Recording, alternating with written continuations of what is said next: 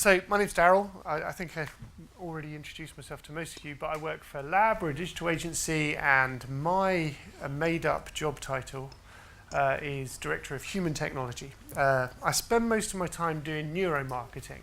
My job is to work out why we do what we do. You know, consumers are fundamentally irrational, as any behavioural economist will tell you, and fundamentally emotional. And my job is to work out what's going on when we behave emotionally and irrationally, and why we make the choices we make on a kind of non-conscious level, and then spin that into something that we can use creatively, so that from those studies we get insight rather than just granular data.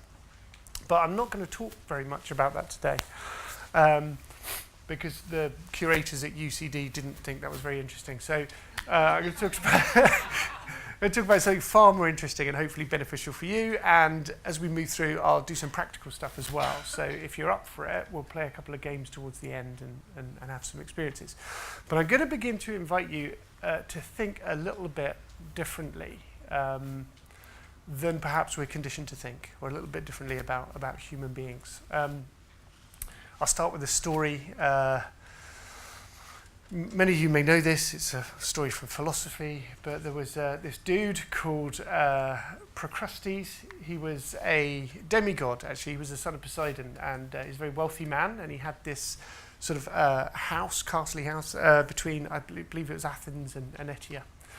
And he was a perfectionist. Everything was beautiful in his house, and he didn't have many mates or anything. And he had this strange behaviour where he would abduct travellers from the road and bring them into his house, and they would kind of ooh and ah at all of his lovely things, and then he would lavish hospitality upon them. And as the evening wore on, he would offer them a bed for the night, and they would graciously accept, and they would take them upstairs to the bedchamber, which, because everything had to be just right, he would have them fitted to the bed. So what that meant was, if they were a bit too short, he would have them stretched on a rack.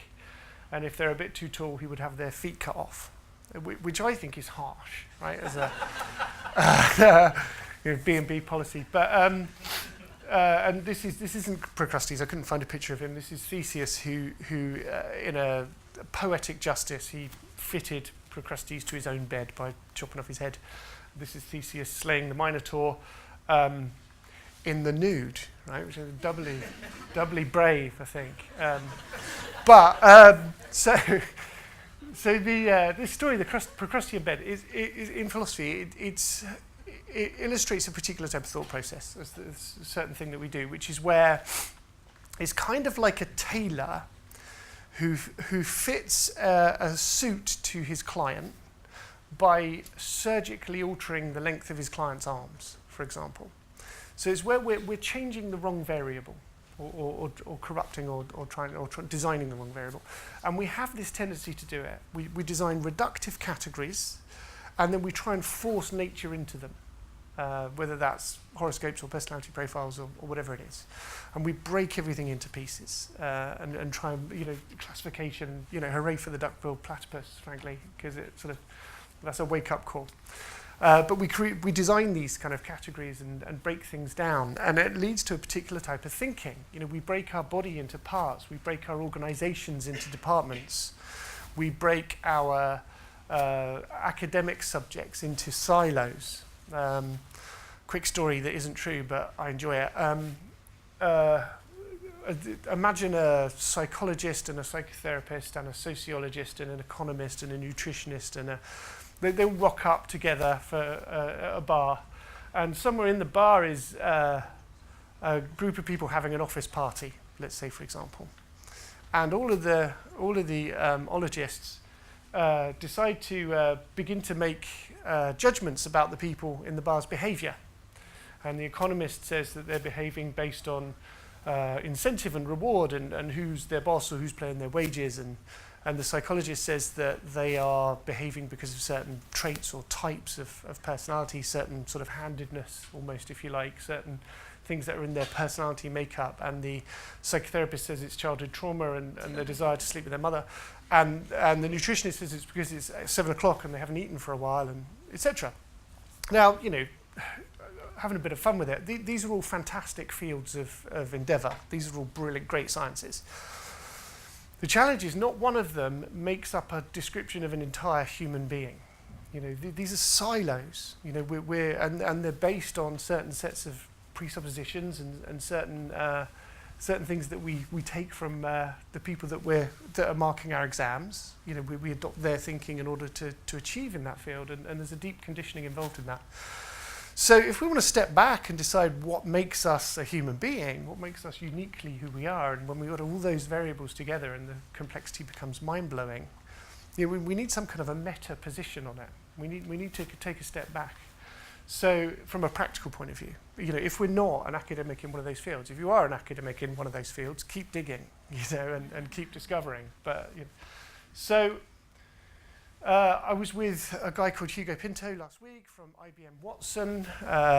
We have a mischievous project that we are spinning up, which I'm not allowed to talk about yet, but something for next year. But on an unrelated topic, he was telling us how they have a profiling engine at the moment that identifies segments of people and predicts their behavior with startling accuracy. But, and here's the thing, they don't have a label on the category.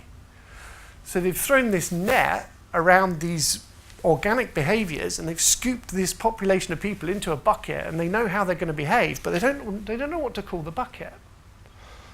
Because it comes from this kind of cause-effect real experience rather than coming from an idea that we have in advance, you know, a category that we've already designed.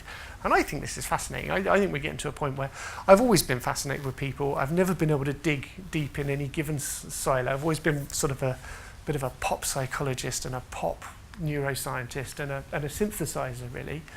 And we're now moving to a place where technology, you know, starts to join this stuff up. You know, can start to create a much more holistic view. So, and we talk a lot about neurons, and the presentation that just went before me, for those of you that were in the room, if you weren't, it was brilliant. It was really, really stunning. We talk about, we get so granular and start talking about neurons and bits and bobs. And the challenge here is it's just way too complex for us to get anywhere near being useful, you know, other than in very experimental, very theoretical, or very granular kinds of studies. If you imagine a neuron, a cell, has these axioms that spin off of it, and there's about 100-ish per neuron. Now that neuron attaches itself to 100 other nerve cells, and because of something called neurotransmitter, we know that signal between one cell and the next one can be boosted, inhibited, altered in as many as 60 different ways. We already know. I mean, who knows how many? So to illustrate that, it's almost, if you imagine buying a lottery ticket that has 100 numbers on it that you've got to get right, and each one of those numbers uses a different lottery machine and just pulls one of those 60 balls out.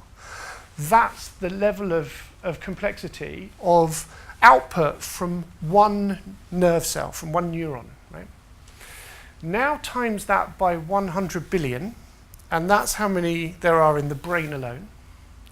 We've got the equivalent of a cat's brain in our gut. You know, the scale of this puzzle is absolutely incredible. So all the while, you know, while it's amazing for neuroscientists who do incredible things at this granular level, for us, it's overwhelmingly complex. And there's another thing with brains. So this is, I don't know how we can see this, but this is a brain, and this area here, I find this area quite fascinating for lots of reasons, but this is called the cerebellum, or the little brain, and it's only a tenth of the brain's volume, but it contains half of the brain's neurons. And it's responsible for balance and all kinds of motor functions and patterns of instinctive and decisive behavior.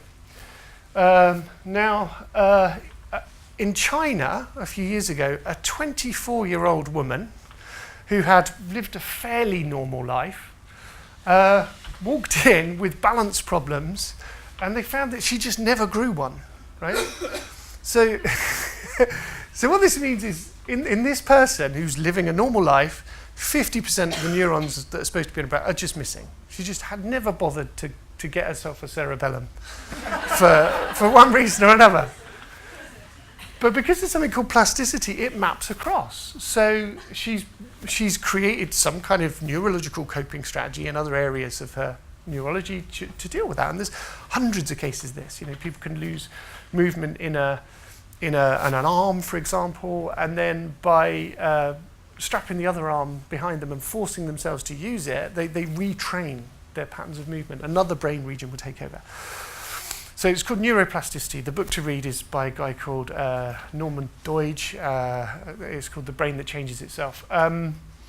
But the conclusion, the logical conclusion with this is this grey matter, or whatever we want to call it, this gooey brain stuff, is an adaptive system. So to look at it like a machine, this bit does this bit does that, is a little naive, because we kind of grow our brains to accommodate what we use them for. So we end up in this world where we have entirely unique kind of neurology, a unique experience. So, I mean, the fundamental idea is that similarity isn't sameness. And because of the Procrustean bed thing, because of this bias that we have, we go looking for patterns, and we're so eager to lump things in the same bucket. Oh, they're a ENTJ, and it's a little dangerous, because I've worked for many years in sort of coaching and used a wide range of psychometrics, and the challenge is, if you buy into it too far, you start to talk to the person as if they are the profile, rather than this live organic person that's giving you feedback as you're speaking to them here and now. So that's it's kind of worrying. We eat the menu rather than the food. We work from the description rather than reality of what's going on. And the reality is we're all incredibly different. We're all incredibly different. So this leads us to this. We get in a bit of a pickle with this now. It's like, okay, if everyone's so entirely unique, how the bloody hell do we begin to create any kind of strategies or any kinds of ways of interacting with people that's going to be helpful or useful? And there's a couple of biases in terms of that get in the way of how we think about ourselves, or how we judge our reactions and our responses to things. So a couple of ideas, and I bump up against these all the time when I'm talking to people about neuromarketing and sort of answering the question, well, why bother? Why bother with neuromarketing? What problem does it solve? Why would you spend all that money? Why don't you just ask people? And there's a few reasons, but the first one, I'll tell you a story. I was driving a car in deepest, darkest Hampshire, and I became aware that I was running out of petrol. And I had one of those cars that tells you how badly you're running out of petrol. It was a handy loaf, really. And sort of looking for the next petrol station, and I arrived at a petrol station with just a few miles left in the tank to find it kind of overgrown with ivy. There obviously was a petrol station once, so now I've got to keep driving, and I'm down to 0 miles, and very, very stressful. The person sitting next to me said the strangest thing. She said, have you ever noticed that when you're running out of petrol, the steering gets lighter? And I went, oh yeah? How interesting. So if we unpack that for a moment, I have deluded myself that a couple of grams of fuel fundamentally change the steering on a 2-ton vehicle, because it can't be me that's changed, right? It's not that I'm flooded with adrenaline and I'm looking for a better. No, it was the steering wheel. It's definitely the steering wheel that's changed. And so we have this kind of thing that we, in our everyday life, where we think we're a steady state, we think we're a good barometer, we think we can measure stuff, and we're bloody dreadful. We really. I'll be having an argument with my wife. It happens sometimes, and she'll say, "Daryll, you are being a," insert your own, whatever, that word, and I'll say, "No, I'm not. No, I'm being perfectly rational." Which is probably a really good indication that I am being one of those things. And but it isn't until I leave the room that I realise that my shoulders are around my ears and my jaw's locked, and I am, annoyed. Because during the discussion, when I'm being very rational about it, I'm oblivious. I'm oblivious to my current state and what's going on. So we're all over the place, and as our state changes, so does all of our mental faculties. Even our memory can be state dependent. So we change, our state changes, but we think we're consistent, and it doesn't help us to make evaluations in that way. The other thing is, there is this kind of sense that if something's not conscious, it's stupid. It's like a zombie state.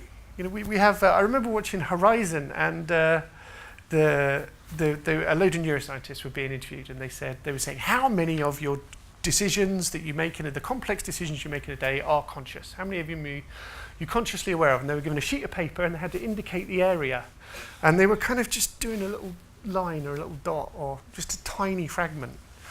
And then the guy who was interviewing them said the most interesting thing. He said, that means that all day long your unconscious mind is making decisions without you knowing about it. I mean, can you hear the paradox in there? It's like that unconscious mind thing, that is you.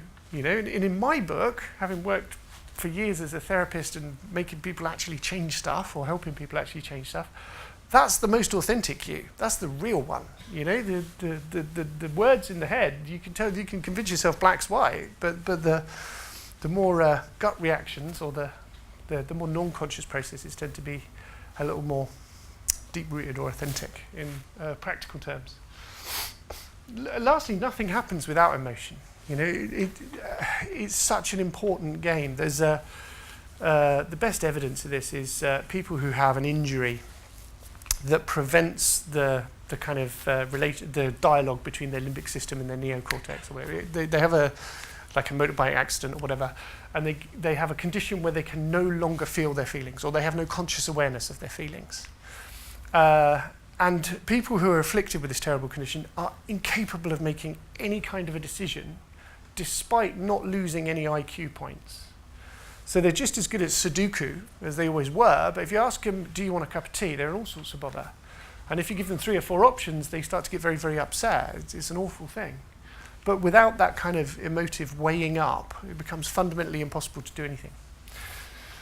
So, okay. So where are we going with this? I want to give you a way of thinking about humans in a very loose, processy way. And it kind of echoes some of the bits that I was talking about before. I'm moving towards a model that I developed with an Olympic athlete about how to think about performance and how we deal with these different systems and with competing agendas and how we get through our day. I have a teacher, and he coined this expression a couple of years ago. His name's John. He says, the problem is never the problem, in our day-to-day lives or our day-to-day performance challenges. The problem is the state that we get ourselves into as we approach the context within which the problem resides. We are context machines, and one of the things that some sciences, I think, pay inadequate attention to is how dramatically we change from one context to another, especially when we start typing and categorizing. In that, when you go for a drink with your friends, when you are doing your tax return, when you are playing your favorite sport, when you are listening to music, when you're doing your work, whatever, as you enter these different contexts, you fundamentally change. When you're headed for the station to go home, our processing fundamentally changes. We have different strategies for different contexts that we find ourselves in the world. So the challenge is, as I approach a context, what's going on? What kind of a state do I get myself into? And then does that lead to some kind of success or failure? I'll talk a little bit about this, but not a lot, because it's been talked about much more eloquently than I would. But I came across this theory a few years ago, and even though I hate dissecting biology to work out what's going on in the human system, I like to stand back and look for the patterns on the outside. No one's ever going to ask me to do brain surgery, but I found this one wouldn't go away. And it's because the agendas or the functions that tend to be linked to these 3 brain systems echo the different natures of our experience. The different sort of senses of self, whether it's contextual, whether it's emotional, or whether it's rational. And the reason it wouldn't go away is because it echoes so much other stuff that I've spent time learning. So I spent a lot of time working on FIRO theory, which is a behavioral psychology model. developed by a guy called Will Schurtz in submarines in the Second World War, in these kind of high-pressure environments, about interpersonal behaviour and what pushes our buttons. And it's the same three categories of contextual, emotional, and rational. These say inclusion, control, openness were the sort of things. Self-relations theory, Steve Gilligan's one of my teachers. He has a model of how people behave when they are liberated, when they're not encumbered with stuff. When they behave in a very liberated way. Same thing again. Same three kind of qualities. And the three needs theory by McClellan, sort of affiliation and power and achievement, the stuff that fueled Dan Pink's Drive book. So you end up with this sort of model that keeps repeating itself consistently over and over again. There's these three sort of insights, and it's really useful. So I've been using it with so one of my friends is an Olympic diver. He won a silver in Athens in 2004, and he, if you watch any of the Olympic coverage on the BBC, he's the over-enthusiastic diving commentator. His name's Leon Taylor, and so he's quite a character. And we've been working together for a few years now, and we have this model, right, of how people mess themselves up, whether it's sport, whether it's business, whatever the scenario, and what are the most elegant interventions to begin to change it. What are the most elegant things you can do, the minimum pebble you can drop that can allow you to make a difference? And it's kind of based on this crazy simple idea. Any given performance has three stages, if you like, if you want to chop it up and divide them up, before, during, and after. So there's a period before you do it, there's a period while you're doing it, and there's a period when you've done it. So let's take this as an example. There was a period in time when I was sitting over there waiting to come up here. There's the time now while I'm up here, and then afterwards there'll be the time afterwards when I'll run a set of processes there. You find that, generally speaking, before we do something, we're in a world of expectations. We are looking forward to or imagining a future scenario. We're imagining what's going to happen. During, the most important thing or the most interesting thing to pay attention to is our reactions, what goes on for us in the moment. And afterwards, it's our attribution of meaning. So are we attributing a meaning that is helpful to us after the performance, or are we attributing a meaning that's fundamentally unhelpful? Because interestingly, whatever meaning we attribute, if I go and sit down after this presentation and decide it was disastrous for whatever reason, that's going to prime my expectations for next time. So this becomes a cycle. This becomes a loop. This becomes a process, if you like. And there are different interventions that you can use. So for expectations, there are some visualization games that you can be quite precise about. And working with Olympic athletes on visualization, that's kind of good fun. You get some very clear evidence of how powerful that process can be. During the activity, there's some interesting mindfulness things you can do, things that bring your own reactions into your awareness. So you are aware that you're being a bit of a pickle when you're arguing with your wife, rather than only able to access that awareness when you've already left the room. And then attribution, there's some nice positive psychology that I'll share with you on a superficial level that can really fuel growth or sabotage you for next time, depending on how you choose to think about or rationalize things. So I think we'll play a mindfulness game first. So I'm going to invite you to play this for a minute. It's only going to take a minute. If you don't want to play, that's fine. But I urge you to, because it's a delicious experience. So the easiest way to start the game is to stop moving. So if you can set yourself up in a comfortable seating position, which is such that you're unlikely to need to move for the next 2 minutes. So for a lot of people, there you go, comfortable. For a lot of people, that would be 2 feet on the floor, hands on the thighs, that kind of a seating position, or whatever works for you. And I've been playing this for years. What's the minimum instructions that you can provide yourself to get yourself into a groovy state and be able to do it anywhere, on a train, here in the room, rather than there's a lot of good disciplines out there that can really help you change your state. But if you have to, sit in an isolated room for 10 minutes a day, and it's not entirely practical. It's not easy to integrate that kind of practice into your life. Whereas if you are able to, and these ideas kicked around I've been in this field long enough to go through meditation and transcendental meditation and flow states, all the Mikhail Csikszentmihalyi stuff, and now mindfulness, and this one's the answer. And they're just states. They're just different ways of experiencing your world on purpose, rather than, we tend to typically just go through our life by accident, and what states we get into and what thought processes we run are just what happens to us almost, rather than selecting them. So I recommend learning everything you can. Learn every type of state manipulation that's available. There's a lot of them. So first instruction is to just stop moving. So any temptation to move your head, any temptation to scratch or anything else, just stop moving and fix your vision in one place. We're only going to do this for 60 seconds or so.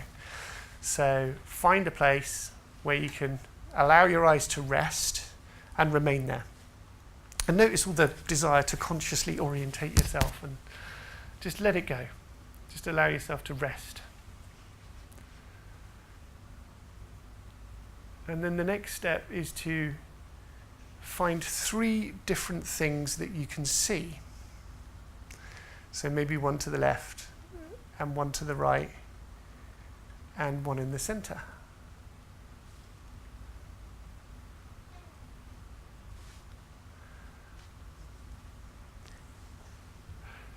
And then cycle through those things without moving your eyes, so you can hold all 3 of them in your attention at once, and cycle through them until you can begin to see all 3 at the same time. And then begin to pay attention to 3 things you can hear. And now be aware of, like a baby, which is unusual at a conference, but a lovely noise, and the sound of my voice and the sound of the air conditioning. So in holding those 3 sounds at the same time as the 3 things you can hear, now notice the 3 things you can feel. So for example, your feet against your shoes, how the chair feels about your back or anything else. And maybe your hands, if they're resting on your hands, or your thighs on your hands, or crossing your arms, or whatever else. So noticing your hands and the chair and your feet, and hearing the baby and my voice and the air conditioning, and seeing the 3 things all at the same time. Just cycle through all of those experiences as quickly as you can until you can hold them simultaneously. Things you can see, things you can hear, things you can feel. And then where did the voice in the head go? So funky, right? That's it, that's the end of the... Yeah. So it's a lovely state change, a lovely activator. And you can do it at any point in time. Beware of missing your train stop, because you can get some really severe temporal distortion. But it's a lovely way of, without needing to lock yourself in a room and start humming, it's a lovely way to just calm things down a bit and get yourself some headspace. So recommend that. That's a really good one. And if you can put yourself in that state in any given meeting. I taught this to a friend the other day, and he went for a job interview, and he sat there in the job interview getting really, really stressed because the people were just about to come into the room, and then suddenly remembered 3 things you can see, 3 things you can hear, 3 things you can feel. And everything just calmed down and the voices went away. So lovely, lovely state activator, state changer in the moment. Let's play with a visualization now. I'm going to do this 2 ways. I'm going to I'll urge you to play along. It's only going to take a moment, and it's kind of treat it like an experiment. So I'm going to invite you, if you feel comfortable to do so, to just close your eyes just for a moment. And imagine that you are on top of a mountain. So imagine that you're standing on top of the mountain. You can smell the fresh air. You can feel that sort of cleanliness of the air, the blue sky, the sun. And then, whenever you're ready, just begin to walk down the mountain. Now, as you're walking down the mountain, enjoying the scenery, you become aware of a group of people ahead of you on the path. How are they behaving?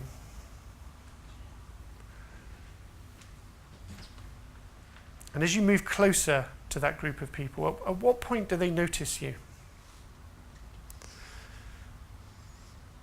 And when they notice you, what do they do? And what do you do? And then as you draw closer to them, what happens next? And as you reach that group of people, how do they behave? How do you behave? Do you just walk past? Do you stay for a moment?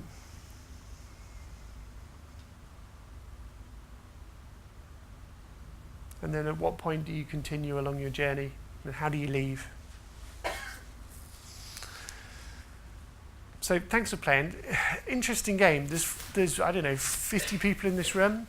So there were just 50 different journeys down a mountain. And whatever you chose as your journey, whatever you filled in as the details, that came from somewhere, right? There's some kind of non-conscious perception. There's some kind of, you chose that journey other than another one.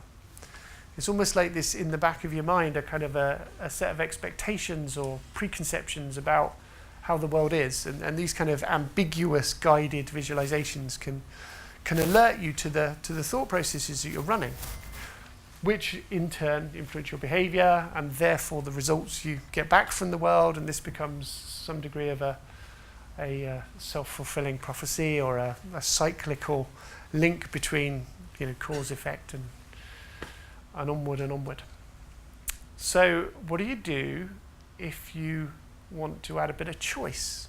What do you do if you didn't like your journey down the mountain? What do you do to edit it? So I'm going to urge you to play the same game again, but just slightly differently. So just take a moment to close your eyes and see yourself this time. So I don't know if you went down the mountain looking through your own eyes, like fully associated. I don't know if you dissociated from it a bit and saw yourself, but this time I'd like you to see yourself as if you're an observer. So see yourself walking down the mountain. See yourself approaching and interacting with the group of people. And as you see that, I'm going to ask you some questions to just evaluate. So as you interact with that group of people, what would happen if you were just a little bit more playful? Maybe a little bit more cheeky, a little bit less serious.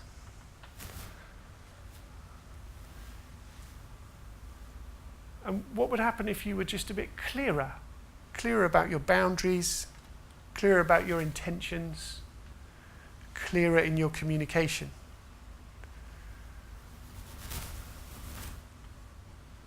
And what would happen if you were just a bit more open and vulnerable and let go of any pretending and let your shoulders drop?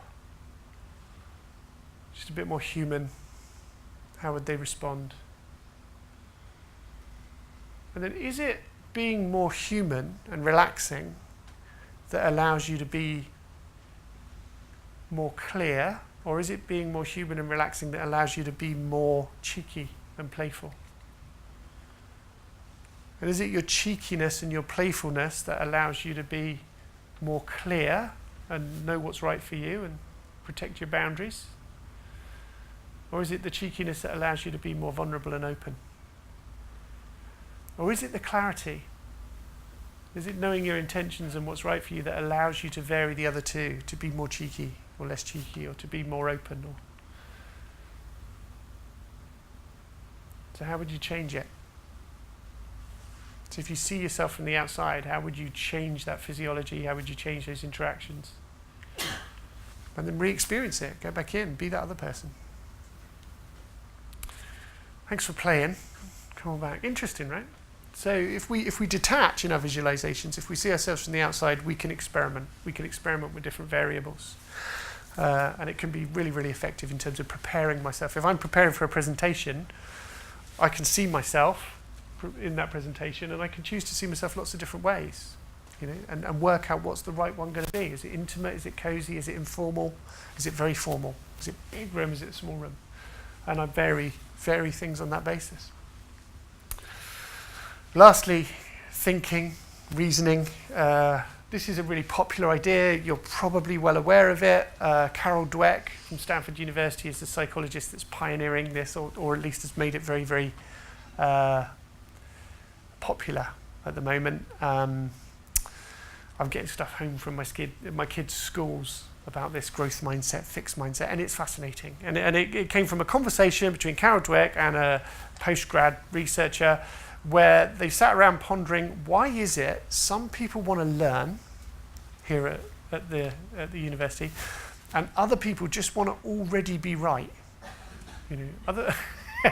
Which is funny, right? In a learning environment, I've come here to prove my competence. So, and there is this strange kind of, I find it funny, like when you go to school and teachers ask, I'm in a classroom, I'm 5 years old, and the teacher asks me a question, hey, what's the capital of France, or whatever. I'm sure the intention in asking the question is engagement, right? But when you're 5, you think you should know. Right? You think, I don't know, oh shit, I don't know. And I think the wrong person's asking the questions in these kind of dynamics. We've got it a bit back to front there. But there is this kind of mindset that some people get into where they are very, very fixed. They see themselves as a fixed point in time. This is me. I'm over 24. My IQ's not going to change really. This is who I am. I know myself. And they kind of, when people get into a very fixed mindset, they consider their ability not to be changeable. They don't like feedback, because if you give them feedback and their ability isn't changeable, well, that's just criticism, isn't it? That's not helpful at all. They avoid things that are hard. People in a growth mindset, people who consider themselves still to be a work in progress, and from everything we know about plasticity, and everything is changeable in a human being, absolutely everything. If the stimulus is extreme enough, you can change anything. So people in a growth mindset, they have a very, very different philosophy. They consider themselves as a work in progress. This feedback's valuable because I'll be different tomorrow. I'll change. And it fundamentally changes how we... There's an experiment that Dweck did with EEG, where she wired, Dr. Emmett Brown stickers on the head, where she was testing the level of kind of attention and engagement on a quiz. And she got these kids into 2 groups. She kind of managed to work out who had the more fixed mindset, who had the more growth mindset, loved the challenges, loved the difficult questions. And then she tested them both. And the test ran like this. There was a question. Then you get told whether you got the question right or not, and then you get the real answer. So it would go like, say it's a tricky question, you'd be asked the question, you give your answer, it would say, sorry, you're wrong, and then it would tell you what the answer really was. Well, the growth mindset kids, they would be given a question, they would type in their answer, and then while they were waiting to find out, am I right or am I wrong, their eyebrows were up and they were curious, and then they get the, sorry, you're wrong, at which point they go, oh, and then they go, and their eyebrows would raise again, and they'd be interested, well, what is the answer, And then the answer would come, and they go, oh, I see, right? The fixed mindset kids, they would do the same thing. They'd be asked a question, they would type the answer in, they would be waiting to find out if they got it right or wrong, there would be anticipation, and then they were told, sorry, you got it wrong, and they cut and run. That they would have an emotional reaction to having got it wrong, and they weren't, when the actual answer was providing, they weren't even paying attention. Their attention levels have dropped through the floor because they don't like being wrong. They want to be right all the time. They want to learn, they want to already be right. And it's a fundamental mindset. And I think we're, certainly from my generation, it was educated into us. Test. So this is based on Martin Seligman's work. He's a positive psychologist. But when we approach a performance and we get to the end of it and we attribute meaning afterwards, I go and sit down having done my presentation, there are different ways that I can attribute meaning to it. I can make it an external event, or I can make it all about me. I can make it changeable as per the growth mindset in Carol Dweck's study, or I can make it fixed, and I can make it specific or generalized. I've changed the language from Seligman's attributional types or attributional styles. But the consequence of this is, if this didn't go well, for example, you can give me that feedback in a minute if you like. If I was doing the internal fixed and generalized thing, I would say I am shit at presenting, right? Because it's me. I've generalized it out to all presenting, and I've made it completely permanent. I'm shit at it. I've made it completely fixed. If I'm in a positive kind of mindset, I go, that presentation, right, because I can externalize it. So that presentation that Daryll did over there didn't go well because of X, Y, and Z, so next time I will. And the narrative is so different, because my attention moves from stewing over the past, which I can do nothing about, it's done, to some kind of what I'm going to do next time, what I've learned, what the benefit of this is, and how I'm going to move that forward. And it makes the most enormous difference. And it fuels this kind of cycle, this perpetual cycle of improvement. So we visualize in advance of something, set up the right expectations and self-fulfilling prophecies. In the moment, we just check our body and make sure that we're not losing our shit. And then afterwards, we attribute meanings that are helpful. That's an event that I'm doing that I forgot there was a slide for. I can give you details of that another time, but this is a neuromarketing event in case you're intrigued by that stuff that we have going on in November. It's on our lab website. But that's pretty much it. That's me. Thank you for playing my games. I really appreciate it. And yeah, thanks for listening.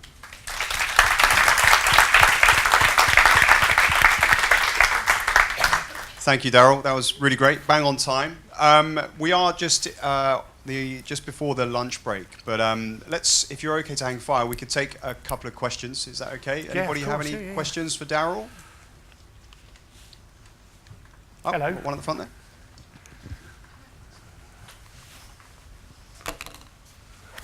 Hello, thanks for that. So it's interesting you talk about sort of like being in the moment and being in that argument and being able to sort of externalize yourself. So what sort of techniques would you have for, whether it's at work or at home or whatever, for avoiding or trying to avoid being caught up in that emotional sort of like response and actually to sort of think more about how we should be behaving? Body scan. Yeah, great question. So the fastest and easiest awareness tool is scan your body. Because I'll tell myself a story. I'll tell myself that no, I'm being perfect, but my shoulders are here, and this stuff will give you a really clear set of feedback around your state. Whereas the kind of steady state fallacy and the more we go into this, the less aware when we go into our language world, the less aware we become of what's going on. So scanning your body is the best source of awareness, and it takes it. Some people don't even do it. Some people think their body is something that gets their head to meetings, and it takes a long time to even awaken the awareness. So it's a skill, it's something you learn, but it's a really, really good investment. So the more you can scan your body up and down and get more sensitive to it, the better. And then if you want to change it, breathing is, because generally our performance is a product of our state. Our state is, the easiest way to change our state is to change our physiology. Check out Amy Cuddy's studies. And the easiest way to fundamentally change your physiology is to change your breathing. So when you notice the tension, breathe. That's the easiest kind of, most accessible. Used by Olympic athletes. Hello. Hi, thanks for that. Yeah, I'm interested in methods for enhancing innovation. I've been looking into Edward de Bono and other things like that. And this is sort of, he goes through this idea of how the Aristotelian culture has led us to be a one against the other, must be binary sort of thing. You're either right or wrong, and therefore that can be limiting because it rules out any grey areas where there could be some things which are just interesting rather than right or wrong. Yeah. So I'm trying to go through ways in which I can facilitate that in workshops. And Edward de Bono has various sort of physical methods, but do you have any like psychological and physiological things that you can do to help prep people to be more open-minded? Yeah, I mean, it's sort of old-fashioned creative methods, really. But was it Henry Ford said if you asked people what they wanted, they would have said a faster horse. So there's the problem we have is we get given a problem and in our busy lives, we immediately leap to the solution. And so often we just decide that the solution is the opposite, the antithesis of the problem, and it's not always that way. So the most important thing is quantity of ideas, not quality. Because if we're evaluating the ideas as we generate them, we kick the crap out of them and they never see the light of day. But sometimes the best ideas start quite ill-formed. and you have to play with them a bit. So it's creating those kind of conditions where you capture, it's all about the volume of ideas you can generate, not the quality. And then you can filter through and worry about the quality later. So yeah, anything you do to create that liberated, non-judgmental, non-reasoning it away, no, that's wrong, that won't work, all those kind of like rules and boundaries of our language that just trample on our ideas. That's the most effective, easy win. In terms of states, yeah. I have a mentor, he was a creative like in the 1970s ad game in London, and he's an author now, and he has a lovely expression which is, whenever you're in any kind of a meeting like that, you have to be looking with soft eyes. And I think that's beautiful, it's an easy, so just check your eyes, make sure they're not foveal, you know, like, and just soften your eyes, and that will make the most enormous difference in the world. Is that all right? Cool. Fantastic.